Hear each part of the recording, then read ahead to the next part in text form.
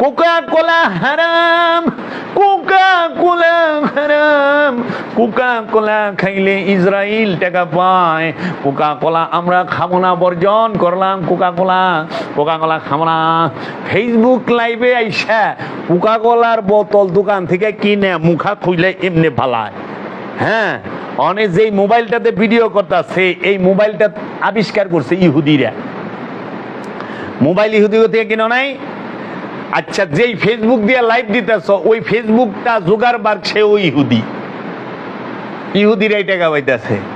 YouTube ইহুদিদের আবিষ্কার, Google ইহুদিদের আবিষ্কার, ফেসবুক ইহুদিদের, মোবাইল ইহুদিদের, আলট্রাসোনোগ্রাম মেশিন ইহুদিদের, কম্পিউটার ইহুদিদের, টিভি আবিষ্কার করছে ইহুদিরা।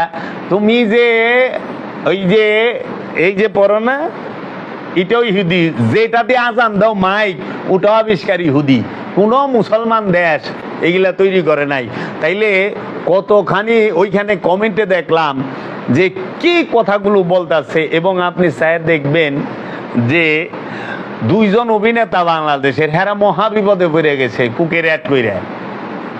এগোহনে ক্ষমতা জিজ্ঞেস করেন তো, যে মৌলবী মোবাইল কিনছে, মোবাইল তো ইহুদিকে বানাই না, মোবাইল ভালাও।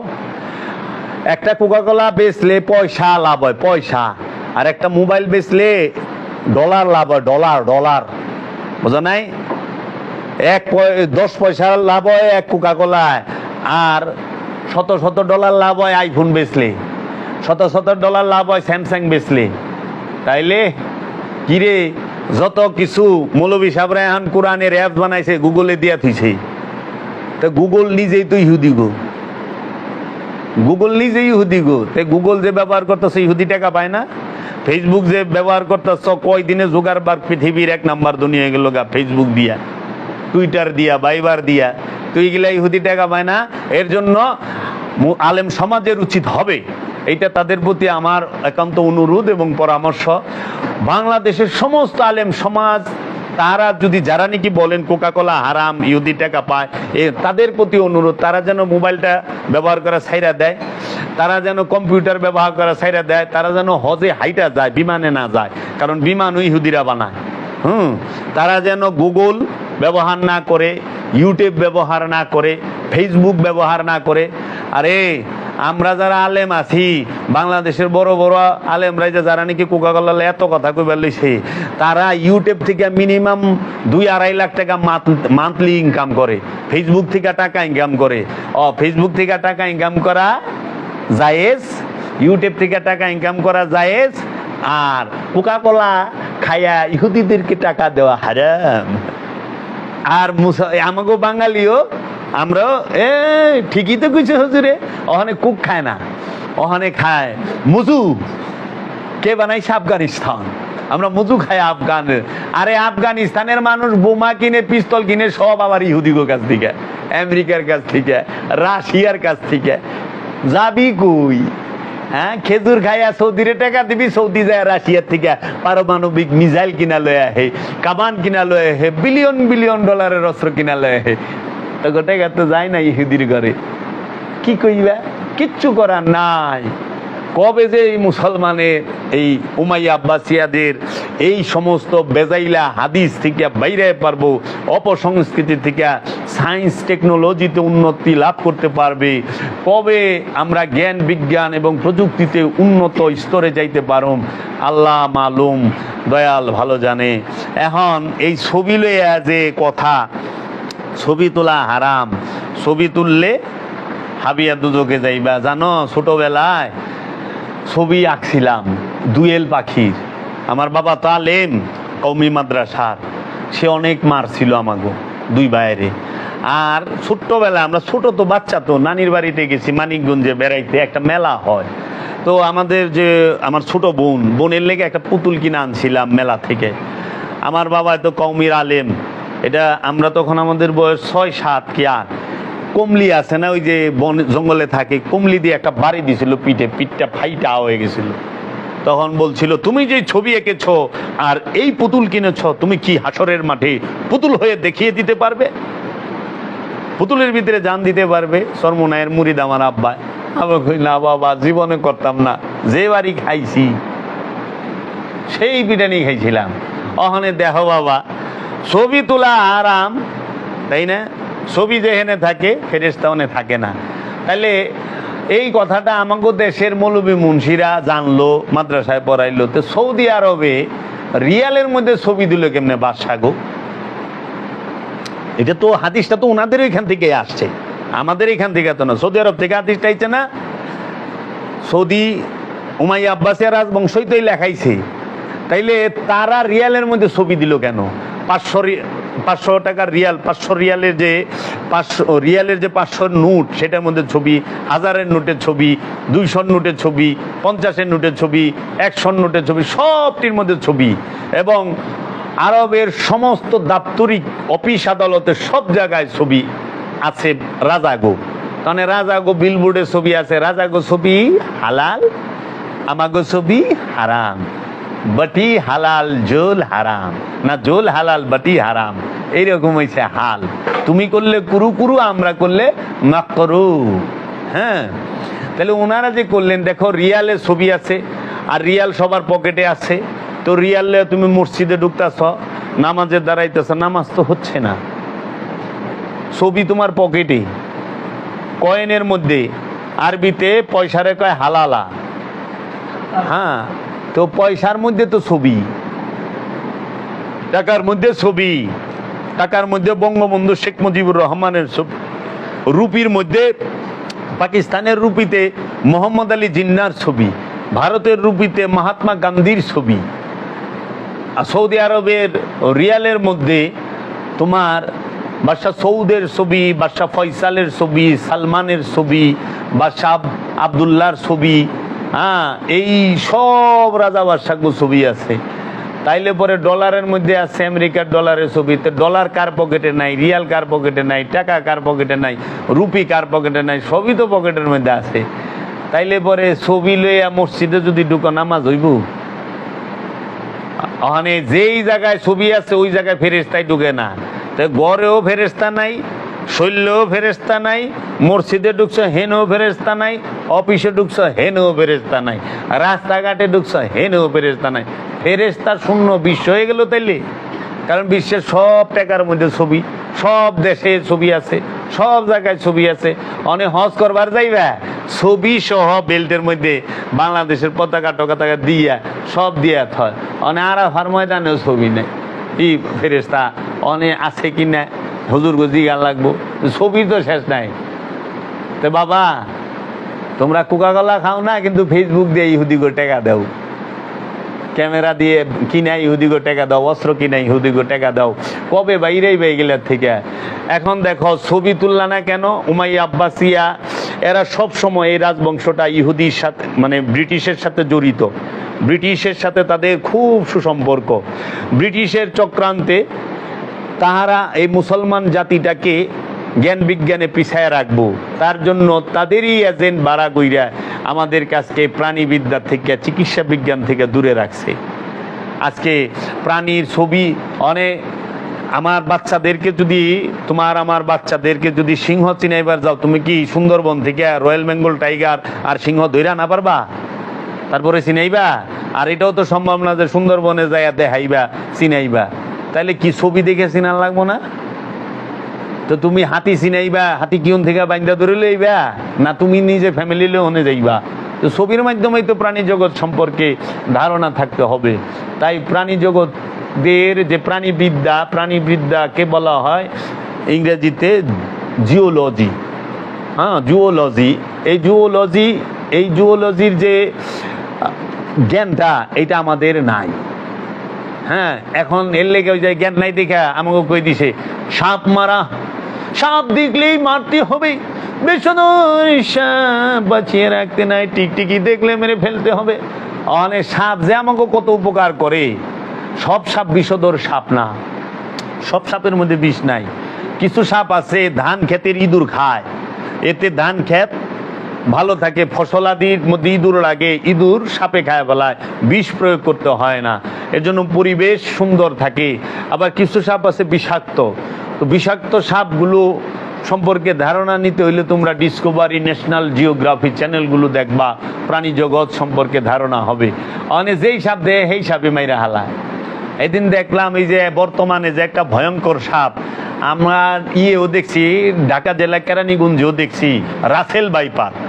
হ্যাঁ, এই আমি দেখছি এই সাপটারে কেরানীগঞ্জ চুনকুটিয়াতে রাসেল ভাইপার, খুব বিষাক্ত সাপ। হ্যাঁ, বিশাল আকারের, ওইটা এত ভয়ঙ্কর রাসেল ভাইপার, মনে করো দূরে আইলে ওন থেকে বল দেয়। সব সাপ তো আওয়াজ পাইলে দৌড়ে পলাইবার চেষ্টা করে, আর রাসেল ভাইপার দূরের থেকে আয়া। আর সাপটা এমনি একটু বুবা টাইপেরও, তুপলা টাইপের। হ্যাঁ, কেরানীগঞ্জে আমি দেখছি চৌধুরী পাড়ায় রাসেল ভাইপার সাপটা। এই সাপটা বলে ভয়ঙ্কর বিষধর, কিন্তু একটা ভিডিওয়ে দেখলাম গুক্কু সাপে এই রাসেল ভাইপার রে গিলা খায় আলাইতেছে মাইরা। এখন রাসেল ভাইপার রে গিলা খাইবার হইলে গুক কই তুইব? দেখো একটা ভিডিও আছে, যা গুকরা সাপ যেগুলো, ওগুলোই রাসেল ভাইপার গিলা খায় বলা। যারা গুকরা হবে তারা এই জন্য আমাদেরকে গুক্কু সাপ বাঁচায় রাখন লাগবো রাসেল ভাইপারকে গিলা খাওয়ানোর লেগা। সবাই গুক্কু সাপরে মাইরো না বাবা। হ্যাঁ, তো কাজেই প্রাণী জগৎকে রক্ষা করতে হবে। এখন আমরা গাছও কাটতাছি তুমুল ভাবে, ফল আমরা গাছে পাকতে দেই না, কাঁচা থাকতে ছিঁড়া স্প্রে মাইরা পাকাই। আবার ফল যা হে আমরা ঠুঙ্গা লাগায় দেই, প্যাকেট লাগায় দেই। তাহলে পাখিগুলো বাঁচবে কি খায়া বাবা? পাখি কেমনে বাঁচবো? পাখির খাবারই তো ফল। পাখি গাছে থাকবো, গাছের ফল খাইবো। অনেক ফল তো পাকনেরই চান দেয় না মানুষে, খেতে ফসল পাকনেরই চান দেয় না। তো এখন এই ফলগুলো পাখিতে কেমনে? আবার যাও পাকে এমন ভাবে বস্তা দিয়ে ঢাইকা রাখে পাখিরা আর খাওয়ানো। তাহলে এই পশু পাখি আস্তে আস্তে বিলুপ্ত হচ্ছে। আগে মরা পশু মারা গেলে ফালাই দিত চোখে পাথরে, ওইগুলারে শকুন খাইতো, কাকে খাইতো, পশু পাখিতে খাইতো, খায়া বাইচা থাকতো। আর এখন সব মাটি নিচে কারণে আস্তে আস্তে এখন শকুন দেখেন, শকুন নাই। শিয়ালের পরিমাণ কমে গেছে, অনেক ধান খেতেও মানুষ যায় বাড়ি করে। তো শিয়াল থাকবো গুই, জঙ্গল নাই, শিয়াল কই দিয়ে থাকবো? তা প্রতিটা প্রাণী দিয়েই আমাদের অনেক উপকার হয়। তাই এই যে ছবির বিষয়গুলো যে বলে যে ছবি থাকলে ঘরে ফেরেশতা ঢুকে না, বাবা গো, এইটা ডাহা মিশা কথা, একদম ডাহা মিশা কথা। যদি ছবি থাকলে যেখানে ছবি আছে ওই জায়গায় ফেরেশতা আহে না, তাহলে মানুষের পকেটে টাকা আছে, কোনো মানুষের কান্দে ফেরেশতা নাই, গেছে গা। কারণ পকেটে টাকা, তো টাকার মধ্যে ছবি, পকেটে রিয়াল, তো রিয়ালের মধ্যে ছবি, দুই কান্দের ফেরেশতাও নাই, কোন আনে ফেরেশতা না। এর লেগা মনে হয় বেশিরভাগ আকাম কোকাম গিলা করতেছে যে ফেরেশতা তো নাই, লেখাই পারবো না। আবার এই যে দোকান পাশানে দেখবা ছবি টাঙায় রাখছে, ট্রেড লাইসেন্সের মধ্যে ছবি আছে, টাঙায় রাখছে। অনেক ফেরেশতা তো ঢুকা পারে না, অনেক হ্যাঁ ওজনে কম দিতেছে, কারণ ফেরেশতা লেখা পারতেছে না, ঢুকাই পারতেছে না, ছবি আছে, এর লেগে মনে ওজনে কম দেয়। এর লেগে হেরা ডরাই না আল্লাহরে। আমাদেরকে এই সমাজের মধ্যে পাপ কাজে বেশি উৎসাহিত করছে এই সমস্ত কথাবার্তাগুলোতে। এই যে অনেকে বলে না যে কোনো, আপনি যতই পাপ করেন, নামাজ ঠিক রাখে, নামাজের কাজ নামাজে করব, পাপের কাজ পাপে করব, কখনোই না। নামাজ আমানুল লেগা, আর নামাজ পাপ থেকে বিরত রাখে। যে নামাজও পরে পাপও করে, তার লেগা নামাজই নাই। কারণ যে নামাজ কায়েম করে সে পাপ করতে পারে না, আর যে পাপ করে তার কোনো নামাজ হয় না। তাহলে এই যে চোর দাউর্গ সাই দিয়ে দিল না, যে যা খুশি তাই করেন না, নিজের ইচ্ছায় চলো, নিজেই না, আল্লাহর ইচ্ছায় চলতে হবে। আল্লাহর ইচ্ছায় যে চলে সে আমানু, সে মুমিন। আল্লাহর ইচ্ছায় যে চলে সেই মুসলমান, রসুলের ইচ্ছায় যে চলে সে মুসলমান। নিজের ইচ্ছায় যে চলে সে মুসলমান না, সেই কাফের, সেই হচ্ছে অমুসলিম। মুসলমান গোত্রের না, জাতের না, মুসলমান দলের না, আদর্শের। এর জন্য আমরা যেন দলগত মুসলমান না হই, আমরা যেন এই লেবাসের মুসলমান না হই, আমরা যেন ইয়ের মুসলমান, আনুষ্ঠানিক মুসলমান না হই, আমরা হই আদর্শের মুসলমান, রসুলের আদর্শের মুসলমান হই, ইব্রাহিম খলিলুল্লাহর আদর্শের মুসলমান যেন হইতে পারি। কারণ মুসলমান শব্দের অর্থই আত্মসমর্পণকারী। যিনি আল্লাহর ইচ্ছার কাছে, রসুলের ইচ্ছার কাছে আত্মসমর্পণ করতে পেরেছেন, তিনি মুসলমান হয়েছেন। এর জন্য রসুলের ইচ্ছা মিথ্যা বইল না, মিথ্যা কইও না।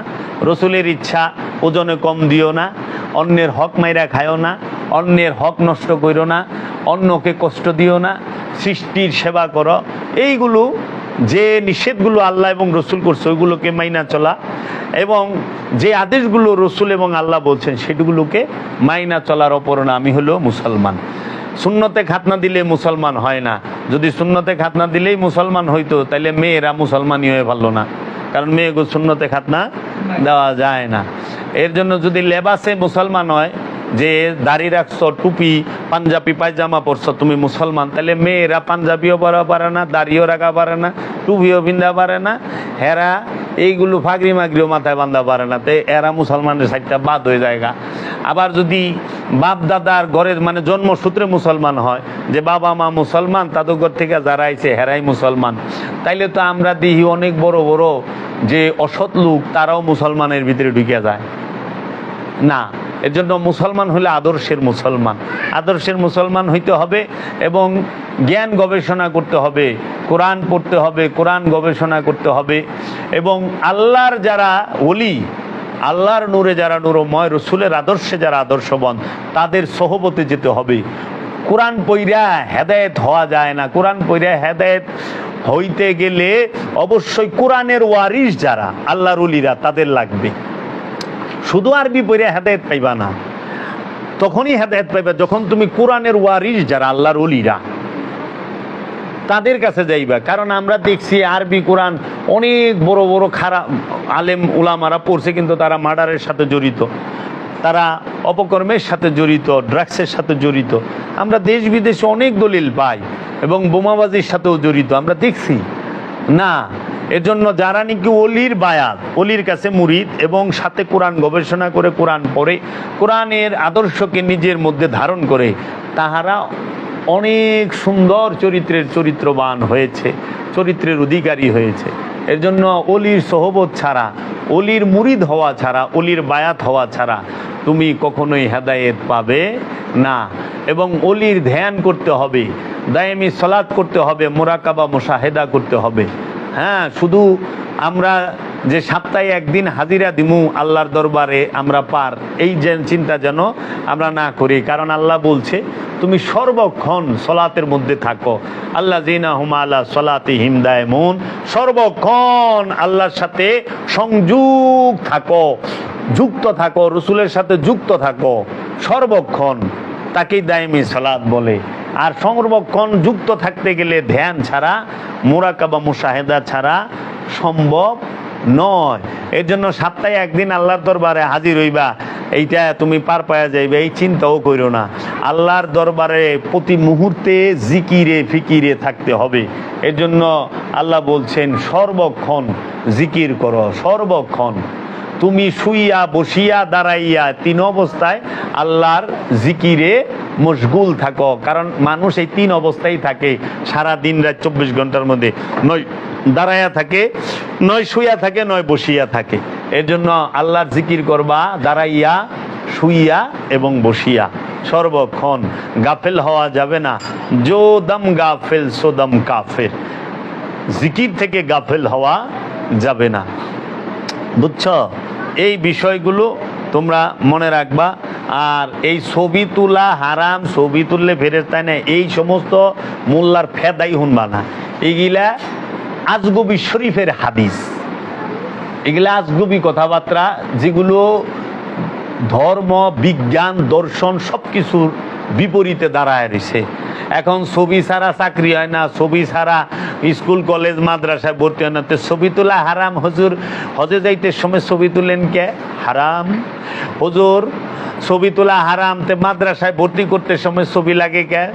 আচ্ছা হুজুর ছবি তোলা হারাম, ছবি তুললে আমি দুজকে যাইবা, তাইলে হুজুর আপনি যে পাংখা মার্কায় কারাইলেন ছবি লইয়া, হুজুর ছবি ছাড়া তো পাংখা মার্কা দেয় নাই, সেই পাংখা মার্কা ছবি ছাড়া আইছে কিনা বলেন? তো ছবি তো লাগে গেছে, তো ছবি লাগছে না, ইলেকশনে দাঁড়াইতে ছবি লাগে না, নির্বাচন কমিশনের ছবি লাগে না? হুজুর আপনারা যে নিবন্ধন করাইলেন আপনাদের কি ছবি লাগে নাই? রাজনৈতিক দলের নিবন্ধন করায় নাই, তেহাগো ছবি লাগে নাই? ছবি ছাড়া রাজনৈতিক দলের নিবন্ধন হয়? ছবি ছাড়া নমিনেশন পায় না? এর লেগা এখন আর বড় বড় হুজুররা বলে না যে ছবি তোলা হারাম, মানে ছোট ছোট হুজুররা কয়। বড় হুজুররা এখন বাধা দিছে। এককালে কইতো জিন্সের প্যান্ট পরলে হামিয়া দুজকে যাবি, কোট টাই পরলে হামিয়া দুজকে যাবি, এটা ফেরেঙ্গিদের পোশাক, এগুলো পরা না যায় হারাম। এখন তাহারাই পাঞ্জাবির উপরে কোট পরে, তাহারাই বলে নায়কটাই না জায়েজ, নায়কটাই জায়েজ। না, চেঞ্জ হয়ে গেছে দর্শন। এরা বলছে এই ফুটবল খেলা হারাম, এটা অমুকেরা খেলে, ইহুদি খ্রিস্টানরা খেলে, এই ফুটবল হইল জঙ্গলির মাথা। এখন এরাই ফুটবল বেশি খেলে। ক্রিকেট খেলা হারাম, ক্রিকেট খেললে দুদকে চইলা যাবি, ক্রিকেট ফেরেঙ্গিদের খেলা, ব্রিটিশ আবিষ্কার করছে এই খেলা খেলান যাইব না, ওখানে হেরাই বেশি খেলে। মাইক শয়তানের গলা, মাইক দিয়া কথা কইলে শয়তানের গলা দিয়া কথা হয়, মাইক ব্যবহার করা যাইব না, ওখানে হেরাই মাইক ব্যবহার করে।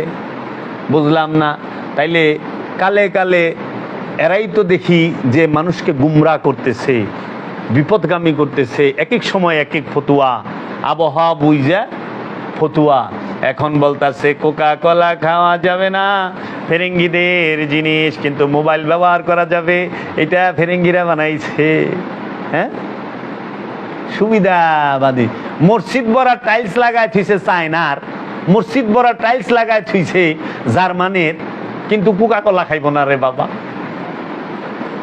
ও বাবা, এটা কেমনে সম্ভব? ঘরে বাইরে সব টাইলসই তো চায় না, ম্যাটেরিয়ালস তো সব চায়না থেকে আসে, জার্মান থেকে আসে, ফ্রান্স থেকে আসে। হ্যাঁ, এগুলো তো মানে কি কইবেন বাবা? আমাকে তো ঘর ভরা পোলাপান আর পায়খানা ভরা গু ছাড়া কিছু নাই। আমাদের সম্পত্তি এই দুইটা, ঘর ভরা পোলাপান, পায়খানা ভরা গু। আমাদের এ ছাড়া আছে কি? আমরা সব অন্যের উপরে নির্ভরশীল। আমরা কবে দয়ালের দয়ায় এইখান থেকে বাইরে যেতে পারুম, সেই গবেষণা। এর জন্য অবশ্যই সন্তানকে বিজ্ঞান পড়তে হবে। আপনার সন্তানদেরকে আপনি অবশ্যই বিজ্ঞান পড়াবেন, সায়েন্স টেকনোলজির জ্ঞানে জ্ঞানী করবেন এবং আধ্যাত্মবাদের জ্ঞানে জ্ঞানী করবেন। নিজের যে এই দেহতত্ত্ব, মনোজগৎ, এই সোশিওলজি, বায়োলজি, তারপরে জিওলজি, এই সমস্ত বিষয়ে জ্ঞান থাকতে হবে। আমরা আজকে এই ইংরেজি পড়লে হাবিয়া দুজকে যাবি, ফেরেঙ্গিদের ভাষা ইংরেজি পড়িস না, ইংরেজি পড়িস না। এর লেগে আমার মা খালা গো, আমার নানা এই স্কুলে পড়ায় নাই। এখন সেই মৌলানা সাহেবের পোলায় কইরা আইছে মদিনা ইউনিভার্সিটির থেকে, আল হাজার ইউনিভার্সিটির থেকে বাংলাদেশে টাস টাস ইংলিশ কয়। দেখেন পড়া কি সুন্দর করে কয়, ডিজাইন করিয়া টাস টাস ইংলিশ কয়। তাইলে আমাগো এই যে হাজার হাজার মানুষে যে পড়ালেখার থেকে মা বাপে ইংরেজি পড়াতে সরাই দিছে, তো এই দায়বার কে নিব? তখন কেবল আল্লাহ ভালো জানে, ওনার তকদিরে ছিল না, তকদিরের দোষটা দিয়ে দিব। আর আমি আপনি বললে এইটা হয় না। এর জন্য অবশ্যই আমাদের বিদ্যা অর্জন। এখন আবার এই শিক্ষার মধ্যে বৈষম্য, ইউনিভার্সিটিতে পড়লে জান্নাতে যাইতে পারবি না, আর ইউনিভার্সিটি থেকে এমএ পাস করলে একটা ছেলেও তার মা বাবারে জান্নাতে নিতে পারবে না, বরঞ্চ জাহান্নামে যাওয়ার চান্স আছে। এই ওয়াজ করে। আর যদি তুমি একটি ছেলেকে হাফেজে কোরআন বানাও, 10 জনকে জান্নাতে নিয়ে যাবে। শুনছ কথা? একটা ভাষা আরবি, তারে মুখস্থ করছ, এই ভাষাটা সহি শুদ্ধ সঠিকভাবে পড়তে জানো, এর লেগে 10 জন রে তোমরাই টাইনালে যাবার ইউনিভার্সিটির থেকে 27 বছর বইরা মাস্টার্স কমপ্লিট করলো, জ্ঞানী হইলো, হ্যাঁ বাপ মারে স্বর্গে নিয়ে পারবো না। কয় কি? এটা কি সম্ভব? কখনোই। কেন? আরবি ভাষা শিখছ, আরবি ভাষা শিখছো, একটা ভাষা সম্পর্কে সুন্দরভাবে মানুষকে ভাষাটা বুঝাইতে পারো। যেরকম ইংরেজি সাহিত্যে যে এম এ পাস করে, হ্যাঁ অনেক জ্ঞানী না, সে ইংরেজি